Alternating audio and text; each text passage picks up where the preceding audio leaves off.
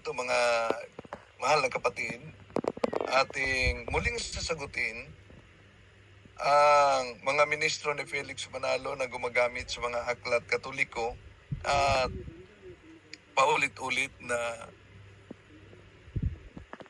tinutuligsa ang ating banal na pananampalataya.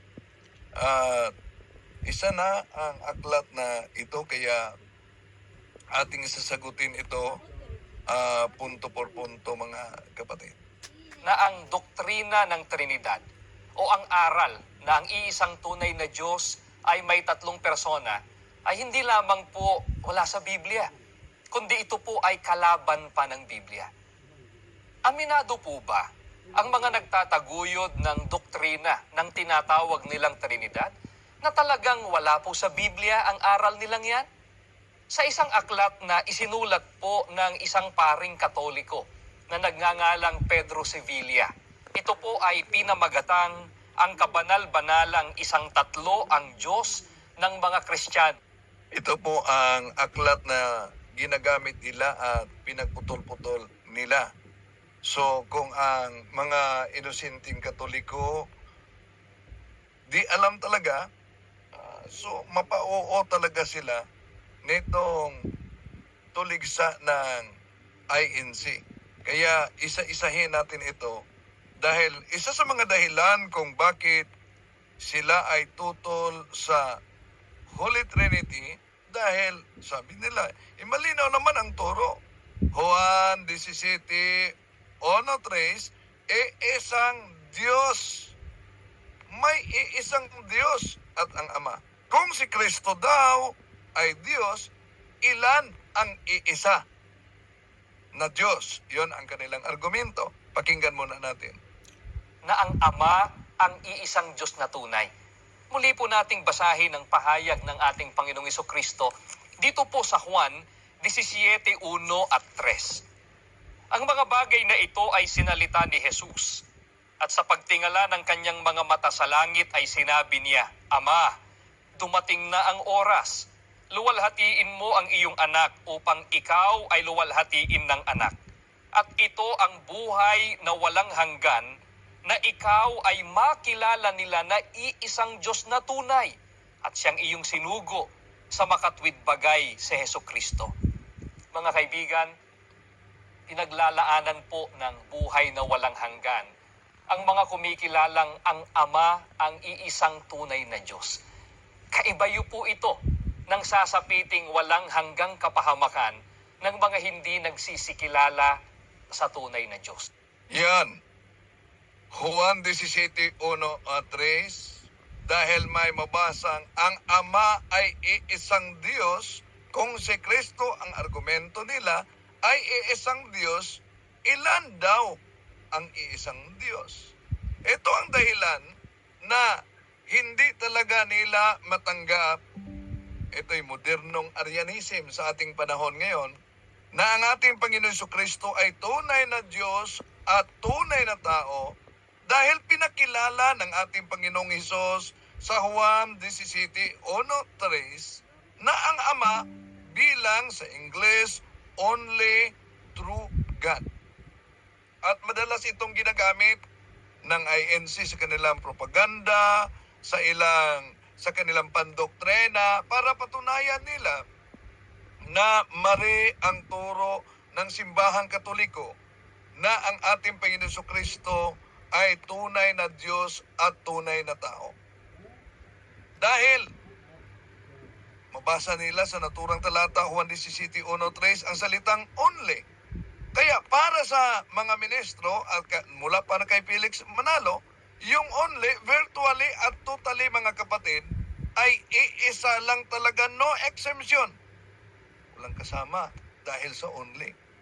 Kaya yung madalas na tanong ng mga ministro ni Felix Manalo sa public debate, pansinin ninyo, at kahit sa online debate, yon ang paulit-ulit ng mga miyembro din nila, ang madalas na tanong ay ganito, mga kapatid. Pag sinabi bang iisang tunay na Diyos o only, tanong, meron pa bang iba sa iisa? Yon ang argumento nila mga mahal nga na kapatid. No? Kaya kung isasarado talaga nila ang kanilang isip, lalo na ang kanilang pag-unawa sa salitang only esa, na tanging yun lang daw at wala ng iba, then tanggapin ninyo na wala nang kasama si Noe nung nangyari ang baha. Bakit? Tingnan niyo ang mabasa sa Genesis Kapitulo 7, versikulo 23. They were wiped off the earth, and only Noah was left, and those with him in the ark. So napansin ninyo, anong mabasa? And only Noah was left, and those with him in the ark. Yon ang mabasa natin sa Biblia, mga kapatid. Kaya, ano pong koneksyon dito? Napaka-parallel po, mga kapatid, ang ginagamit nila na Juan Kapitulo 17, versikulo 3, sa only true God. Bakit? May karugtong kasi yan. And Jesus Christ. Sa case ni Noe na binanggit sa Genesis Kapitulo 7, versikulo 23, mga kapatid, malinaw, ang naunang konteksto only was left. Sa Tagalog pa, nakatira o natira. Yun lang naligtas. Pero, may karugtong. Merong tinatawag na conjunction. Ano yung conjunction? And. So, yung only was left, hindi lang kay Noah tumutukoy, kundi sa pamilya mismo ni Noe. Only was left na nakaligtas sa baha. Kaya, kung tingnan natin, mga kapatid, yung tinutukoy na only was left, kung si Noe lang talaga, ibig sabihin, di kasama ang kanyang pamilya. Pero dahil sa conjunction, dahil sa connector na an, yan, malinaw, mga kapatid, na kasama ang kanyang pamilya. Ganon din ang binasa ng mga ministro sa Juan 17:1-3. Sa salitang only, pinakilala ng ating Panginoong Hesus ang Ama bilang nag-iisang Diyos. Hindi ibig sabihin, hindi Diyos ang ating Panginoon Jesucristo. Dahil by conjunction, and si Jesus ang kontekstong iyon. Bilang isang tunay na Diyos, hindi ibang Diyos ang ating Panginoong Hesus. Now, ngayon, meron silang ginagamit na mga aklat Katoliko, lalo na itong aklat na ito, mga mahal na kapatid, na ginagamit nila, at ito talaga ang isa-isahin natin dahil itong aklat na ginagamit nila, pinagputol-putol. Pansinin ninyo, para lang pabulaanan ng mga ministro na ang doktrina ng Santissima Trinidad ay hindi talaga katotohanan. Na ang doktrina ng Trinidad o ang aral na ang iisang tunay na Diyos ay may tatlong persona ay hindi lamang po wala sa Biblia, kundi ito po ay kalaban pa ng Biblia. Aminado po ba ang mga nagtataguyod ng doktrina ng tinatawag nilang Trinidad na talagang wala po sa Biblia ang aral nilang yan? Sa isang aklat na isinulat po ng isang paring Katoliko na nagngangalang Pedro Sevilla, ito po ay pinamagatang ang kabanal-banalang isang tatlo ang Diyos ng mga Kristiyano. Ganito po ang ating mababasa. Dito po sa pahina 22, pakinggan po ninyo. Ayon sa isang teologo, ang mga isinulat ng lumang tipan tungkol sa Diyos ay hindi pa nagpapahayag at hindi pa rin nagpapahiwatig ng pagkakaroon ng tatlong persona sa iisang Diyos. Ang sabihing mayroon ng mga babala, pahiwatig o mga natatagong palatandaan ng isang tatlo sa lumang tipan ay lumalampas sa salita at layon ng mga manunulat ng lumang tipan. Mga giliw po naming mga taga-subaybay, malinaw na malinaw po ang pag-amin ng mga nagtataguyod ng doktrina sa aral na tinatawag nilang Trinidad. Na sa matandang tipan, wala kahit pahiwatig man lang tungkol sa Trinidad. Yan, kung maalala ninyo, ang unang pahayag niya, kontra daw sa Biblia at inamin ng Aklat Katoliko. Pero alam nyo, minadjik talaga yan. Ito kasi ang nakasulat, mga kapatid. Basahin muna natin ang nakasulat. Ito po. Ang binasa niya, ayon sa isang teologo, ang mga manunulat ng lumang tipan tungkol sa Diyos ay hindi pa nagpapahayag at hindi rin nagpapahiwatig ng pagkakaroon ng tatlong persona sa iisang Diyos. Ang sabihing meron ng mga babala, pahiwatig o mga natatagong palatandaan ng isang tatlo sa lumang tipan ay lumalampas sa salita at layon ng mga manunulat ng lumang tipan. Diyan lang, may karugtong. Ito ang karugtong. Ayon sa sinasabi natin, nagsimula tayo sa anak sapagkat ang hiwaga ng kabanal-banalang isang tatlo ay isinawalat lamang sa pamamagitan ni Jesus, ang anak sa makatuwid, ang pasimula ng lubos na nagpakilala sa atin sa Diyos. See? Napansin ninyo kung paano minadjik ng mga ministro ang aklat na ito, mga kapatid? Una, alam naman natin na the divine revelation of God was gradually revealed to us by God. At ang lubos na revelasyon ay nangyari sa panahon ng ating Panginoon Jesucristo at sa pamamagitan ng kaniyang iglesia, ang simbahang Katoliko. Kung maalala ninyo, ano ang sabi ng ating Panginoon Jesucristo? Sinabi ba niya, ang lahat na aral ay dapat nakasulat sa Biblia? Wala namang mabasa. Pero anong sabi ng ating Panginoon Jesucristo sa San Juan 16:12-14? Marami pa akong sasabihin, mga bagay sa inyo, ngunit hindi ninyo ito matatanggap sa ngayon. Gayunman, sa pagdating ng Espiritu ng katotohanan, papatnukbayan niya kayo sa lahat ng katotohanan. Ito ay sapagkat hindi siya magsasalita ng patungkol sa kaniyang sarili. Kung ano ang kaniyang narinig, iyon ang kaniyang sasabihin.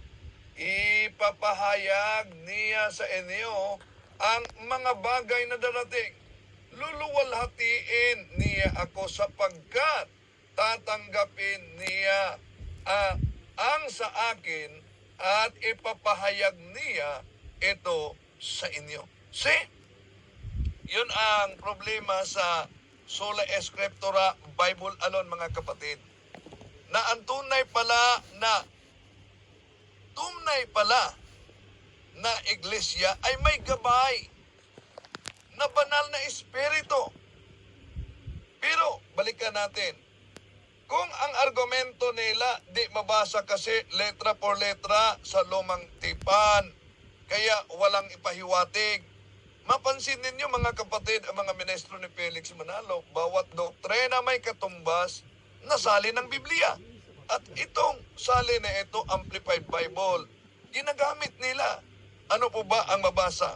Dahil gusto nila talaga naghanap ng letra por letra. O, tingnan natin sa Genesis chapter 1 verse 26. Then God said, let us, Father, Son, and Holy Spirit, make man in our image according to our likeness, not physical, but a spiritual personality and moral likeness. O, see? So, kung gusto nila letra o letrang pahiwatig, sa lumang tipan, meron. O, di ba nila yan alam, mga mahal na kapatid, na ginagamit nila yan sa kanilang pandoktrina dahil alam nyo naman na bawat doktrina may katumbas na Biblia. Di pa lang. May ginagamit din ang ministro. Balik nila itong aklat na ang kabanal-banalang isang tatlo ang Diyos ng mga Kristiyano ni Father Pedro Sevilla, isang paring Jesuita, at ito ang kanilang ginagamit sa pahina 69. Ano rin po ang inamin ng mga nagtataguyod ng doktrina ng tinatawag nilang Trinidad ukol naman po sa bagong tipan? Sa aklat pa rin ito, pakinggan po ninyo ang kanilang sinasabi sa pahina 69. Ganito ang kanilang pahayag.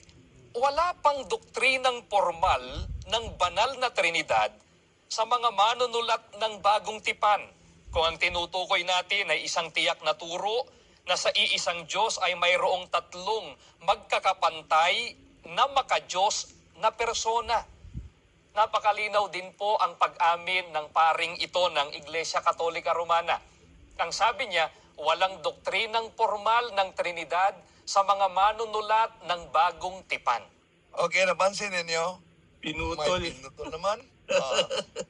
Ano ba ang mabasa? Ito mga kapatid, ito. Pansinin ninyo, ha?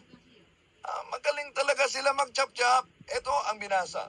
Wala pang doktrinang formal ng banal na Trinidad sa mga manunulat sa bagong tipan. Kung ang tinutukoy natin ay isang tiyak na turo sa iisang Diyos, ay merong tatlong magkakapantay na makadiyos na persona. So, may pinotol. Itong ngunit. Napansin niyo yung ngunit? Ngunit, nandun na ang tatlo. Ang Ama, Anak, at ang Espiritu. At nandun na rin ang tatluhang balangkas at ang tatluhang formula. Ang tatlo ay hindi tinitingnan sa kanilang kakayahan o personalidad, ngunit sa kanilang papel at misyon na panukala ng Diyos para sa katubusan ng tao. Kahit si Kristo at hindi ang tatlo ang nasa sentro ng mensahe ng bagong tipan tungkol sa kaligtasan, merong pagkukulang sa esensya at kaganapan ng turo ng bagong tipan kung hindi pa ipinakilala na ni Kristo at ang kaniyang mga gawain ay matalik na kaugnay ng pagliligtas sa pagkilos ng Ama at ng banal na Espiritu. Ibig sabihin, nandun na at dapat maipakita ang trinitaryong batayan ng plano ng Diyos. So napansin niyo mga kapatid, diba? Meron talagang researcher ang iglesia. Magaling mag-research. Napansin niyo, magaling mag-research. Magaling siguro mag-unawa. Pero may Biblia silang ginagamit. Binasa ito ni Ramel Parba. Ano yon? The Voice. Ano mabasa sa Matthew 20:28-19? Ito po mabasa natin. Go out and make disciples in all nations, ceremonially wash them through baptism in the name of the triune God, Father, Son, and Holy Spirit. Tanong, dahil ang salin na ito ay ginagamit din nila sa kanilang pandoktrina, di ba ito nakita ng mga ministro? Di ba nila ito nabasa o inawasan lang nila? Di ba gusto nila? Letra por letra, dapat mabasa sa Biblia. Ito, ginagamit din ng mga ministro. Ba't nanindigan sila na wala talagang mabasa sa Biblia na Trinity? Kung ang kanilang doktrina dapat may katumbas na salin ng iba't ibang salin ng Biblia. Bakit? Silipin ninyo sa Amplified Bible, Revelation chapter 7, verse 10. Ito po ang mabasa natin. And in a loud voice they cried out, saying, Salvation belongs to our God who is seated on the throne and the Lamb. Our salvation is the Trinity's. To give unto God the Trinity, we owe our deliverance. See? Pwede po ba? Sabi nila, dapat mabasa sa Biblia, letra por letra. Hindi mabasa sa Biblia, di dapat paniniwalaan. Di ba nila alam yan? Di ba nila alam na ginagamit nila? Kaya sadya talagang iniwasan. Di pala yan. Meron pang aklat katoliko, ginamit nila. Saan po ba galing ang aral ng tinatawag nilang Trinidad? Pakinggan po ninyo, babasahin po natin ang isang aklat na pinamagatang Systematic Theology. Ito po ay isinulat ni Augustus H. Strong. Pakinggan po natin dito po sa pahina 304. Ang terminong Trinidad ay wala sa banal na kasulatan. Ang pagkakakatha o pagkakaimbento ng katawagan ay ipinalalagay na gawa ni Tertulliano. Mga kaibigan, narinig po ba ninyo ang pahayag po nila? Inimbento lamang po ng isang nagngangalang Tertulliano ang terminong Trinidad. Hindi naman po siguro mahirap isipin na ang Diyos na inimbento lamang ay hindi tunay. Hindi po ba, mga kaibigan? Payag po ba kayo na ang Diyos na inyo pong paglingkuran ay inimbento lang o hindi tunay? Yan, napansin nyo ba ang misleading na konklusyon ng ministro ni Manalo? Bago lang narinig din niyo na ang term Trinidad ay inimbento ni Tertulliano. Pagkatapos ang konklusyon, ang Diyos ay inimbento ni Tertulliano. Sinabi ba diyang ang Diyos ang inimbento? Halimbawa, naniniwala ang INC na tinatawag na monotheism. Iisang Diyos. Kahit Muslim, naniniwala ng monotheism. Ang tanong, yun po bang term na monotheism? Makikita ba yan sa Biblia? Hindi naman yan makikita sa iba't ibang salin ng Biblia. Ang tanong, bakit naniniwala sila? So, ang term Trinity was first used by Tertullian. Remember, even the word New Testament was, the term New Testament is ascribed to Tertullian. Pero ba't ginagamit nila yan? Ito ang nakasulat, mga mahal na kapatid, sa binasa sa ministro. Sa Systematic Theology by Augustus Strong, page 304, the term Trinity is not found in Scripture. The invention of the term is ascribed to Tertullian. Yun ang binasa niya.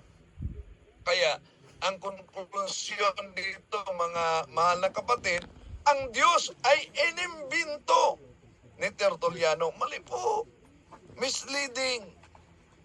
Pero, ano ang karugtong na iniwasan? Ito po ang iniwasan, mga mahal na kapatid. Although the conception it expresses is scriptural.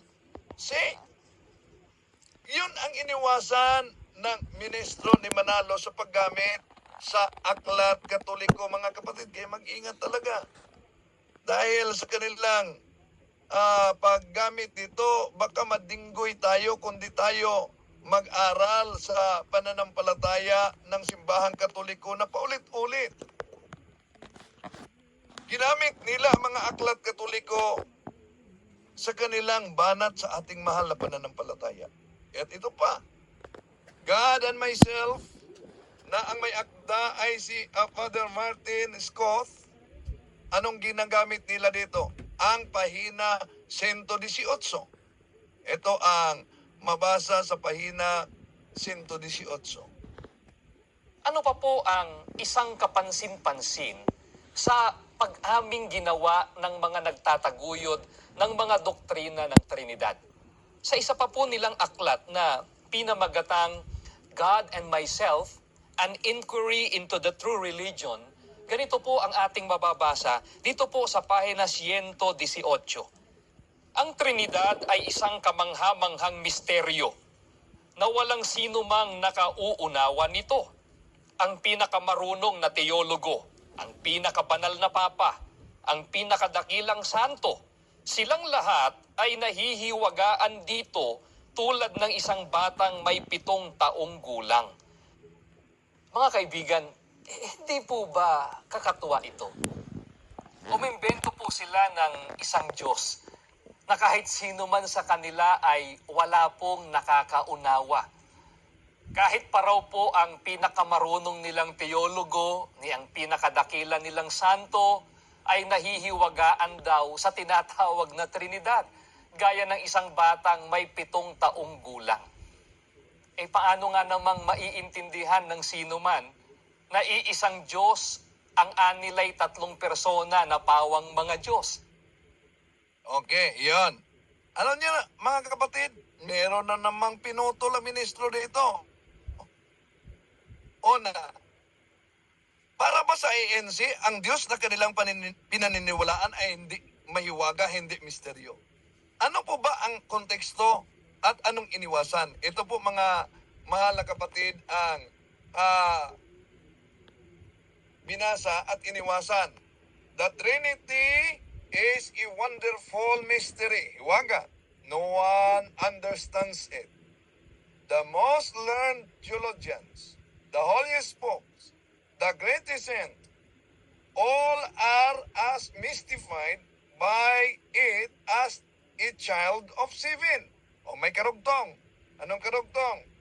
It is one of the things which we shall know only when we see God face to face.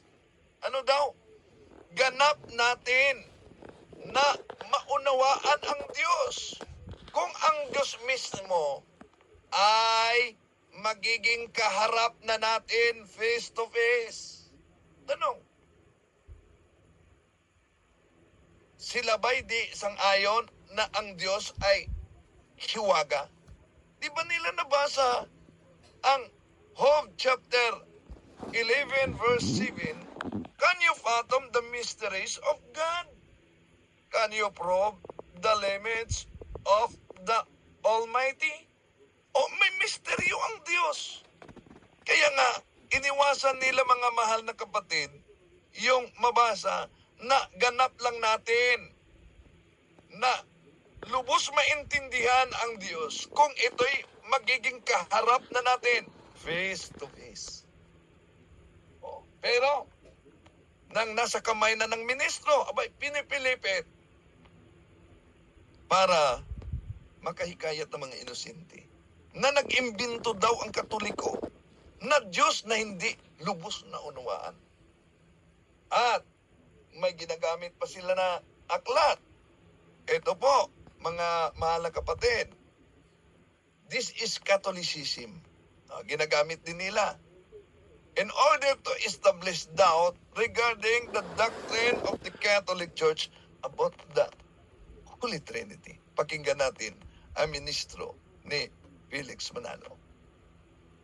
Paano nga namang maiintindihan ng sino man na iisang Diyos ang anilay 3 persona na pawang mga Diyos? Paano nga namang maiintindihan na ang isa, ang Ama, at isa pa, ang anak yan, at isa pa, ang Espiritu Santo, ay isa lang? Anong uring misteryo po ba ang tinatawag nilang Trinidad? Pwede kayang ang Diyos ang may gawa ng misteryong yan? Pakinggan po ninyo, dito po sa kanilang aklat na pinamagatang This is Catholicism.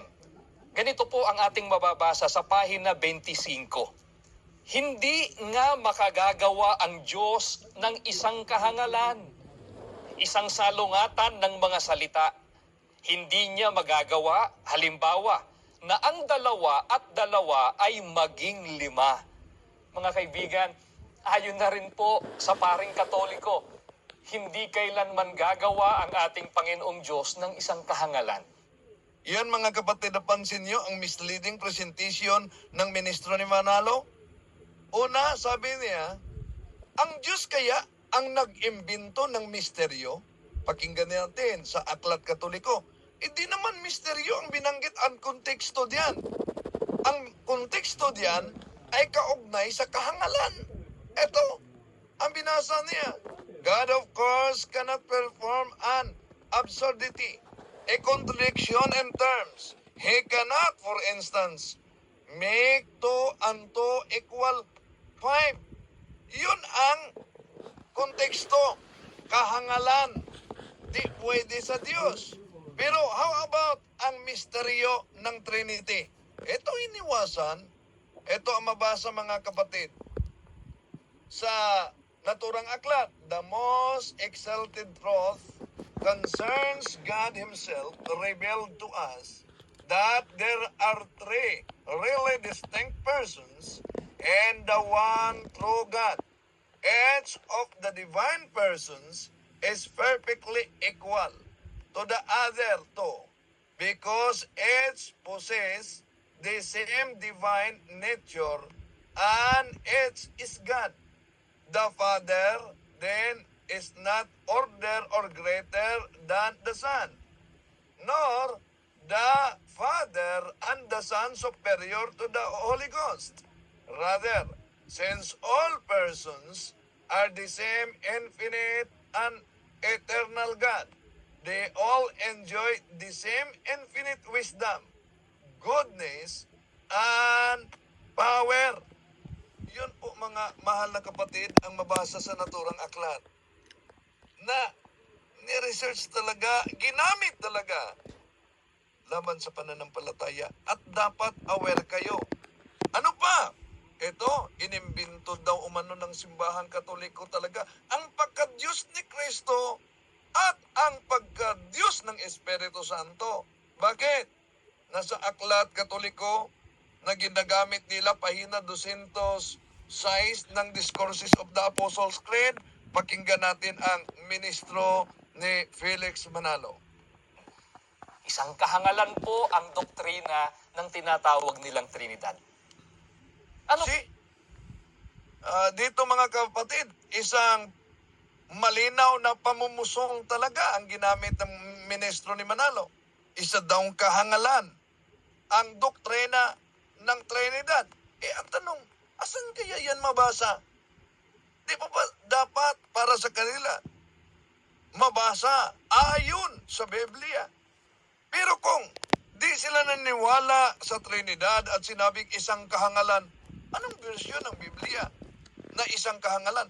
Ito, mga kapatid, pakinggan natin ang isang kahangalan na paggamit sa naturang aklat. Paano? Ito po ang dapat makatawag ng pansin sa ating lahat tungkol dyan, sa doktrina ng tinatawag po nilang Trinidad. Isa pa pong aklat ang aming babasahin, pinamagatang The Discourses on the Apostles' Creed. Isinulat naman po ito ng isang nagngangalang Clement H. Crack. Ganito po ang kanyang sinasabi sa pahina 206. Kaya halimbawa, noon lamang 325 taon ng Panginoon, sa konsilyo ng Nisea, nang ipaliwanag ng Iglesia sa atin na isang tuntunin ng pananampalataya na si Jesus ay tunay na Diyos. Noong 381, sa konsilyo ng Constantinopla, ipinaliwanag na isang tuntunin ng pananampalataya na ang Espiritu Santo ay Diyos. Mga kaibigan, napansin po ba ninyo ang binasa po natin? Magkaibang petsa po at pagkakataon ang pagkakaimbento o pagkakabuo ng mga aral na ang ating Panginoong Jesucristo at ang Espiritu Santo ay Diyos daw. Mga kaibigan, mahigit 300 years po pagkamatay ng mga apostol. At pagkatapos masulat ang bagong tipan, taong 325 AD, ika-4 na siglo na o 4th century na nang imbentuhin ng Iglesia Katolika Romana sa konsilyo ng Nicea ang aral na si Kristo ay tunay na Diyos. Pagkaraan naman po ng 56 na taon, sa konsilyo naman ng Constantinopla, nagpahabol pa ng isang Diyos ang Iglesia Katolika Romana. Noong 381 AD, inimbento naman po nila ang aral na ang Espiritu Santo ay Diyos. So, magaling talaga gumamit ng aklat para lang sa kahangalan na paliwanag, mga kapatid. Di ba? Bakit?